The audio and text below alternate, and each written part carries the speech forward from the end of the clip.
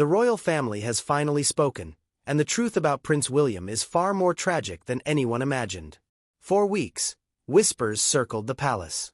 Strange silences filled public events. And now, the heartbreaking reason has been revealed. The man once known for his calm and courage is facing something no crown can protect him from. This has shaken him deeply, insiders said softly. Behind the golden gates, something has changed forever. As Britain mourns beside him, one question lingers in every heart. Can the future king survive what comes next? The sky above Windsor Castle was a dull, heavy gray. The early morning mist drifted low over the gardens, curling around the gates like it was guarding something secret. The castle, usually filled with soft sounds of movement and life, was disturbingly still. Not a single bell rang, not a single laugh echoed down the corridors. It was as if time itself had paused inside those ancient walls. Outside, a quiet crowd had gathered. Reporters stood in tight clusters, their faces pale from the cold and from curiosity. They were used to waiting, but not like this. Something in the air felt different, thicker, heavier, almost sacred. The usual buzz of chatter had turned into tense whispers. Every eye stayed fixed on the long driveway leading from the royal residence. Then, at 7 o'clock, a black car appeared. It rolled slowly toward the gates, tires crunching over the gravel. A figure stepped out. Princess Catherine. She was dressed neatly but simply, her long coat fastened tight against the chill. There was no wave, no smile, no trace of her usual warmth. Her face looked drained of color, her eyes distant. A reporter near the gate whispered, "That's her. But where's William?" Catherine kept her head lowered as she moved toward the car. For a brief second, she paused, clutching the door handle as if steadying herself. Her hand trembled. Then she slipped inside, the car door shutting with a dull thud that seemed to echo through the waiting crowd. The vehicle pulled away, disappearing into the fog. Inside the castle, the quiet was almost unbearable. The faint ticking of the hallway clock was the only sound breaking through the stillness. Staff members moved softly, their shoes barely touching the floor. Faces were pale, voices hushed. In every corner, people exchanged glances, communicating without words. Something had happened. Something big. In the private wing, the royal nanny stood at the window with Prince George and Princess Charlotte. Both children were still in their pajamas, staring out at the fog-covered gardens. "Mommy said we're not going to school today," Charlotte said quietly. The nanny gave a small nod. "That's right, sweetheart. You'll stay home today." George frowned. "But why?" The woman hesitated before replying softly, "Just for family reasons, my dear. Nothing to worry about." But the truth sat heavy in her chest. She could see the worry on Catherine's face that morning, the same fear that now lingered through the entire palace like an invisible mist. Prince William had not been seen for several days. His last public appearance had been only a week earlier, a charity event in London. Those who were there remembered the moment clearly. The prince had looked pale, distracted, and withdrawn. Midway through the speech, he had paused, pressed his hand to his forehead, and left the stage with a quiet apology. The palace later said he was feeling unwell, but that explanation had done little to calm the growing concern. Now the silence spoke louder than any official statement. The sound of Catherine's heels clicking across the marble hallway echoed sharply, carrying her presence ahead of her like a soft alarm. She paused for a moment outside a tall wooden door, the king's study. Taking a deep breath, she knocked gently. A low voice from within answered, "Come in." Inside, King Charles sat by the window, his head bowed, his hands clasped tightly together.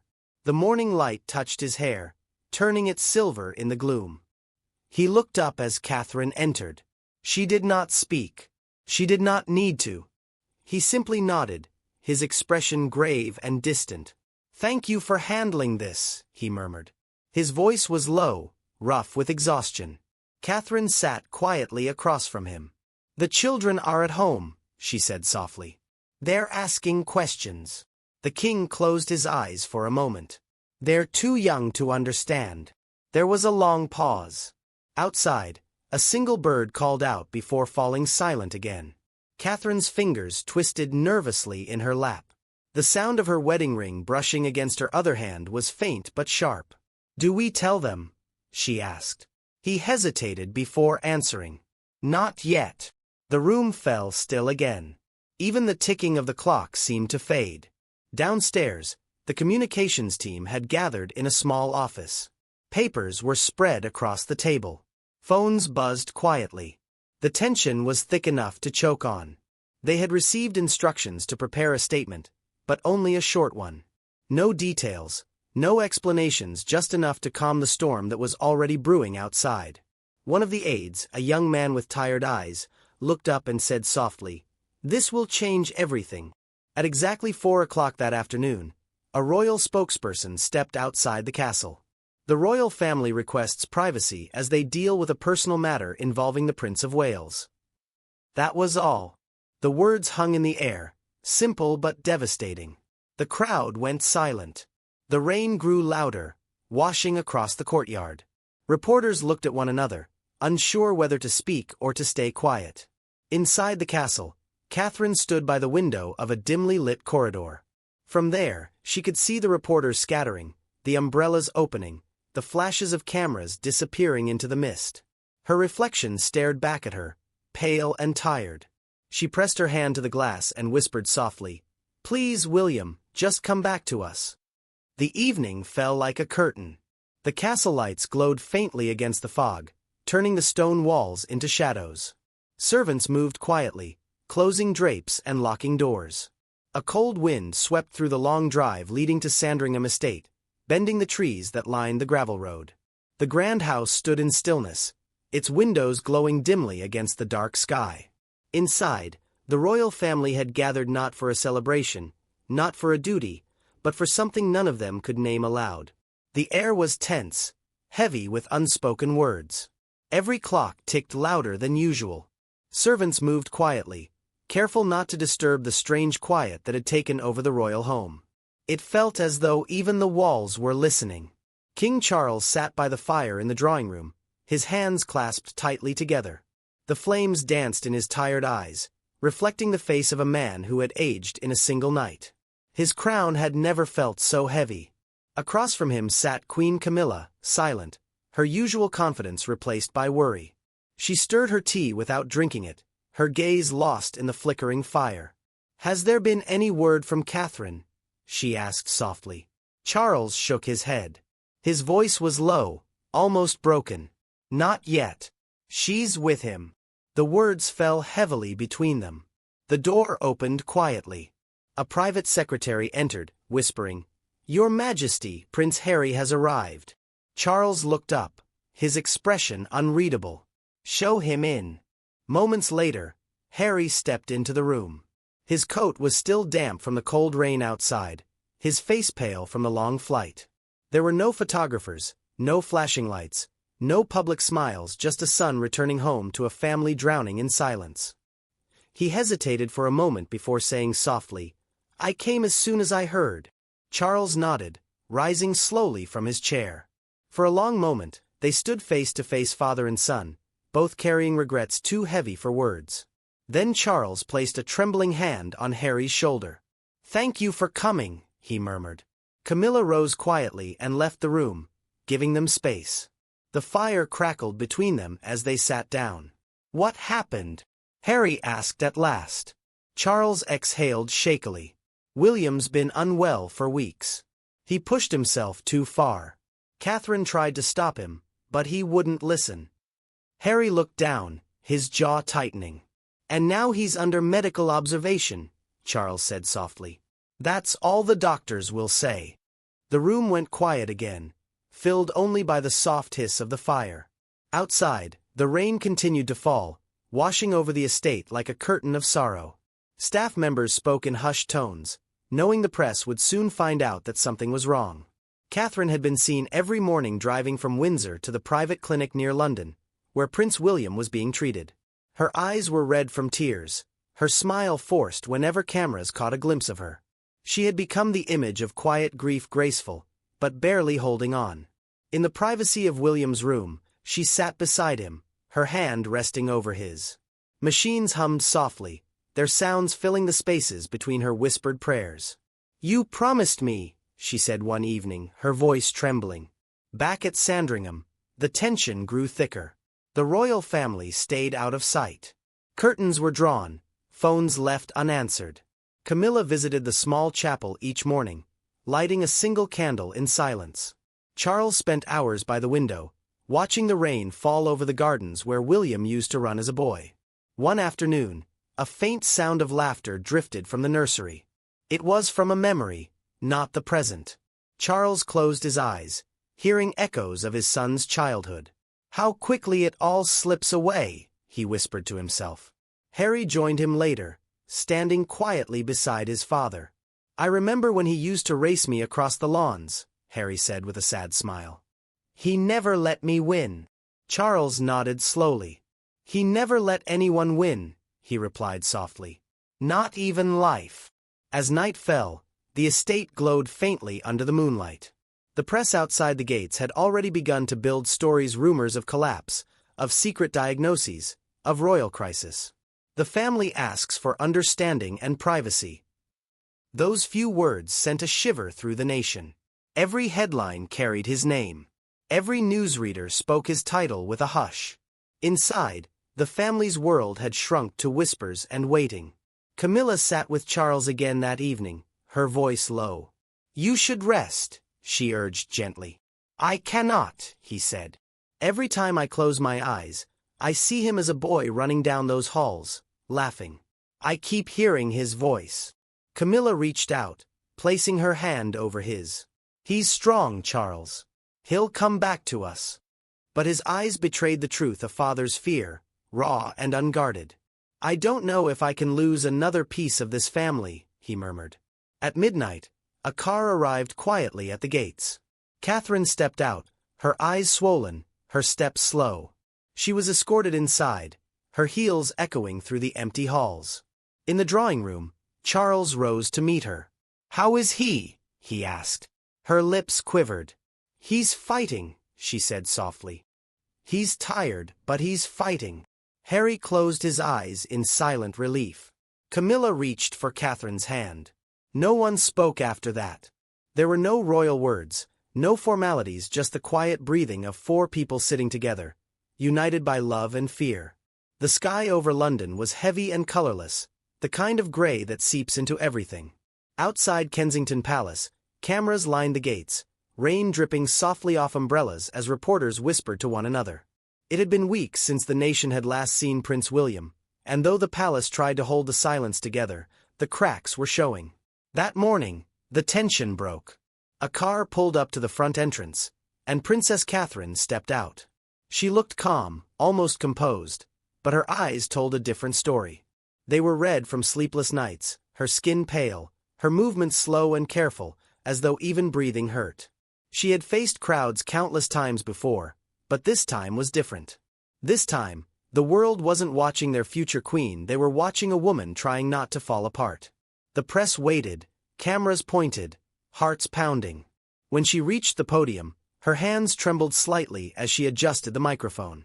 For a moment, she just stood there, her gaze lost somewhere beyond the flashing lights. Then she spoke, her voice soft, her accent steady but strained. "I want to thank everyone for your love and kindness," she said. "It has meant more to us than I can ever express." She paused, swallowing hard, her breath catching. "These last few weeks have been very difficult for our family, but your prayers, your letters, your thoughts, they've kept us strong." Her voice cracked on that last word. A tear escaped down her cheek. She did not try to hide it. The cameras zoomed closer, but she did not look away. "William is receiving the best care possible," she continued, her words slower now. "He's—" Then she managed a faint, fragile smile. "Please keep him in your hearts," she whispered. "He needs it." With that, she turned away from the cameras, her composure finally slipping as she walked back to the waiting car. The door closed behind her with a soft click, shutting out the noise, the lights, the endless questions. Inside the car, she pressed her forehead to the cold glass. Her tears came quietly this time, silent and constant. She did not bother to wipe them away. When she arrived at St. Mary's Hospital, the corridors greeted her with sterile light and the faint hum of machines. She had come every day, sometimes twice. She would sit beside William's bed for hours, holding his hand, whispering things only he could hear. His face was pale but peaceful, the rise and fall of his chest the only sound she listened for. "Do you remember the garden at Anmer?" she said softly one afternoon, her fingers brushing over his. "The one where the children chased butterflies. You promised we'd take them there again this summer." Her words trembled in the air. The room smelled faintly of disinfectant and flowers someone had left by the window. She stared at his still face and blinked back the tears that burned behind her eyes. Every memory came back like a flood, his laughter echoing through the halls, the way he carried George on his shoulders, his quiet strength when the world seemed too heavy. She remembered his hand over hers, the warmth of it. Now it was cold. At home, the children asked questions she couldn't answer. George wanted to know when Daddy would be back. Charlotte asked if he was sleeping. Louis, too young to understand, kept asking, "Where's Daddy gone?" Catherine would smile, brush their hair and say softly, "He's getting better." But inside she was breaking. The brothers hadn't been seen together in months. But tonight, all distance fell away. When Harry entered the room, he froze for a moment, staring at his brother lying still beneath the white sheets. Catherine rose and nodded at him. "He'll be glad you're here," she whispered. Then she stepped out, leaving them alone. Harry pulled a chair beside the bed. For a long time, he said nothing. He just watched, listening to the rhythmic sound of William's breathing. Then, in a low voice, he said, "Hey, mate. It's been a while." He looked down, his hands clasped together. "You've always been the strong one," he continued softly. "I should have said it before. You held everything together, the family, the name, even when it wasn't fair." His voice broke. "Just don't leave us now. We're not ready for that." The words hung in the quiet room, fragile and raw.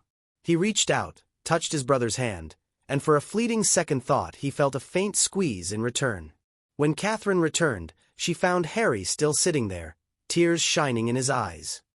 He looked up at her and said simply, "He's fighting." That night, the palace released a statement. Television screens lit up across the world as news anchors read the words slowly, carefully, their voices heavy with sympathy. Prince William is receiving ongoing treatment for a serious health condition. The family is by his side. The words spread like a storm. Headlines changed in seconds. Across cities and small towns, people stopped what they were doing, listening, whispering prayers. Outside St. Mary's, candles began to appear one by one at first, then dozens, then hundreds. The hospital gates shimmered in the light of flickering flames as strangers gathered, holding hands, standing together in silence. Inside, Catherine stood by the window, looking down at the crowd below. The sight of them, all those people who loved him without knowing him, made her heart ache in a way she couldn't describe. She turned back toward the bed, wiping her tears. "Look at them, William," she whispered. "They're all waiting for you. So am I." The machines hummed softly. The night stretched long, and somewhere between the sound of her heartbeat and the quiet rhythm of his breathing, hope flickered again, fragile, but alive. For the first time in weeks, she allowed herself to whisper, "I know you'll come back to us." Outside, London glowed under a veil of candlelight. And though no one said it aloud, everyone felt it. The world was holding its breath for a prince who had become far more than a symbol. He was a son, a husband, a father. And in that fragile silence, love was all that remained. From small seaside towns to bustling city squares, people gathered silently, candles flickering in their hands, their faces reflecting the same emotion, sorrow.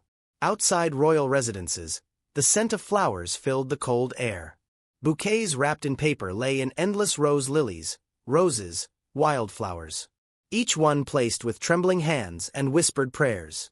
Children had left drawings and cards, their small words written in colored pencils. "Get well soon, Prince William. We love you." Some left their favorite toys, thinking perhaps a small bear or car might bring him comfort. It was as if the entire country had stopped breathing. The television screens glowed in every home. His smile, once a symbol of calm strength, now brought tears to people's eyes. He was always so real, an old woman whispered as she lit a candle outside Buckingham Palace. You could see his heart in his smile. Everywhere, people gathered in churches, parks, even bus stops to share stories of kindness and hope. The air was cold, yet no one moved. There was a quiet understanding that something far greater than royalty was happening. Inside the palace walls, silence ruled, too. The royal family was scattered between homes and hospitals, each clinging to the same fragile thread of hope. Then, late one afternoon, the Princess of Wales broke that silence in the gentlest way imaginable. No statement, no words, just a single photograph. It appeared on the official royal page, a dimly lit image taken from William's bedside. His hand, pale but steady, lay in hers. Catherine's fingers wrapped around it with tenderness that said everything her heart couldn't speak. The caption read, "Only together." Within minutes, the picture traveled across the world. News outlets replayed it endlessly. People wept as they looked at it, feeling both the pain and the beauty of it, a wife holding on to the man she loved, not as a prince, but as her partner, her heart. The image did not need words. It was love, quiet and pure. Later that evening, the BBC interrupted its regular programming. The familiar royal crest appeared on the screen, and the announcer's voice trembled slightly as he spoke. The king wishes to address the nation. The world went still. When King Charles III appeared on screen, the years seemed to weigh on him like never before. His eyes were tired, his shoulders slumped, but his voice carried the strength of a father holding himself together for his family. My fellow citizens, he began softly, his voice echoing through living rooms across the country. Tonight I speak not as your king, but as a father. He paused, his lips tightening as if holding back tears. The past weeks have been difficult beyond measure. My son William has shown extraordinary courage in the face of great challenges. He has always carried his duties with grace, kindness, and a heart full of love for this nation, and even now, that spirit endures. He took a deep breath, steadying himself. We are deeply moved by the compassion you have shown, the prayers, the flowers, the messages from across the world. They remind us that though we are a royal family, we are also simply a family, one bound by love, hope, and faith. Behind the camera, Queen Camilla stood quietly, her hand resting gently on his shoulder. Her eyes glistened, but she remained still, her presence one of quiet comfort. The king looked down for a moment, then raised his gaze again. William has always believed that love and unity are stronger than fear, he said, voice trembling. Tonight, as a father and as your king, I ask that we continue to hold him and one another in that same love. He paused, his lips pressing into a thin line. My son is fighting with the same courage he has shown all his life. And as long as he fights, we will stand beside him. When the message ended, there was silence across the nation. Even the news anchors seemed unsure how to speak again. The king's words had carried more than emotion, they carried the weight of an entire country's heart. Soon after, another message appeared online. This one from across the ocean. Prince Harry and Meghan Markle, from their California home, released a short statement. Our thoughts are with William, Catherine, and the entire family. We send love and strength during this difficult time. The statement was simple, but it struck something deep within the public. For a moment, all the noise, the rumors, the bitterness of the past melted away. The next morning, newspapers carried a headline that summed up the feeling of millions. For William, we stand together. Church bells rang across the countryside. School children bowed their heads in morning assembly. Shopkeepers dimmed their lights for a minute of silence. In pubs and cafes, people spoke softly, remembering moments when William had made them proud, his quiet humor, his compassion, the way he never turned away from duty.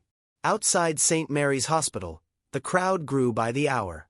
Flowers now covered the entire gate, and the air shimmered with candlelight.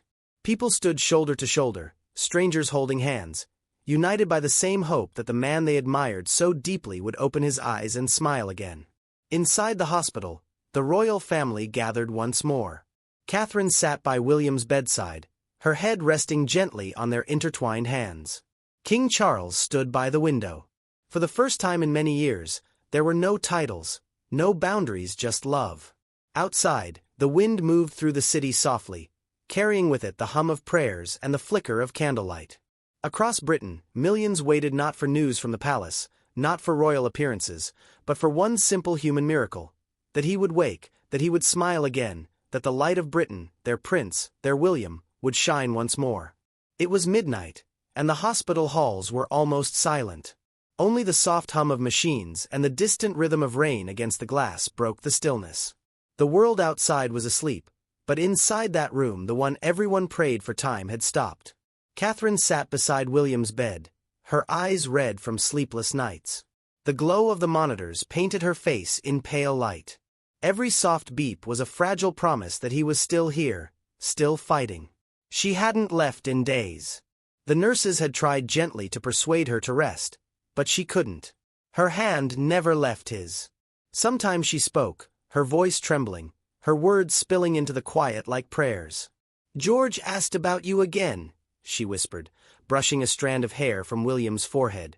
"He wanted to know when Daddy's coming home. I told him soon. I told him you'd keep your promise." Her voice broke, but she continued. "Charlotte's been drawing pictures for you. She said she's making one for every day you're away, so you won't miss a thing. And Louis." She smiled faintly, tears running down her cheeks. "Louis said he's saving all his hugs for you." She looked at his still face, her fingers tracing the lines of his hand. "They need you," she said softly. "We all do." The rain outside grew heavier, washing against the windows like a quiet storm. Inside the room, Catherine sat in that half-light, surrounded by the soft beeping of machines that marked the fragile rhythm of life. Across the city, King Charles sat alone in his private study at Buckingham Palace. The room was dim, lit only by a single lamp. His shoulders sagged, the weight of the crown forgotten for now. Before him lay an old photograph, one he had carried quietly for years. It was of Diana, smiling brightly, the young William at her side. He stared at it for a long time, his hands trembling slightly. The memories came in waves: her laughter, her warmth, the way she had always protected their boys from the cold world outside the palace gates. "Watch over him, Diana," he whispered, his voice cracking. "Please, watch over our boy." His eyes glistened. He closed them and took a deep breath, as though reaching for strength in a place he hadn't visited in years. "He's just like you," he murmured. "Brave, kind, and far too gentle for this world." Across the city, London glowed under the rain. Television screens stayed on through the night, the same image repeating on every channel: Catherine by his bedside, candles flickering outside the hospital, the palace's silent facade. People around the world couldn't sleep. In small flats and grand houses alike, candles burned in windows, the soft light flickering like a heartbeat of hope. For William. For Catherine. For the family that seemed so close to breaking. The hours stretched on. Midnight turned to 1. 1 turned to 2. Still, Catherine sat unmoving, whispering softly, her eyes fixed on his face. Then something changed. At first, it was almost nothing: a small movement, barely a twitch. Catherine froze, her breath catching. Her hand tightened around his. She looked at him closely, afraid she had imagined it. But then it happened again. His fingers moved slow, uncertain, but real. Her heart leapt. "William," she breathed, her voice shaking. She leaned closer, tears welling.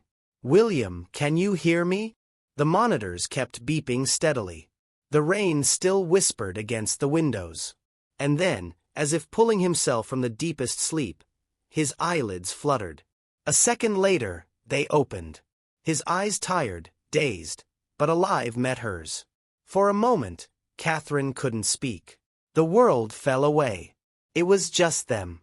He tried to say something, but no sound came. His lips trembled into the faintest of smiles. Catherine gasped a sound caught between laughter and a sob. She covered her mouth, then leaned forward, clutching his hand to her chest. "Thank you," she whispered, voice trembling with tears. "Oh, thank you." The doctors rushed in.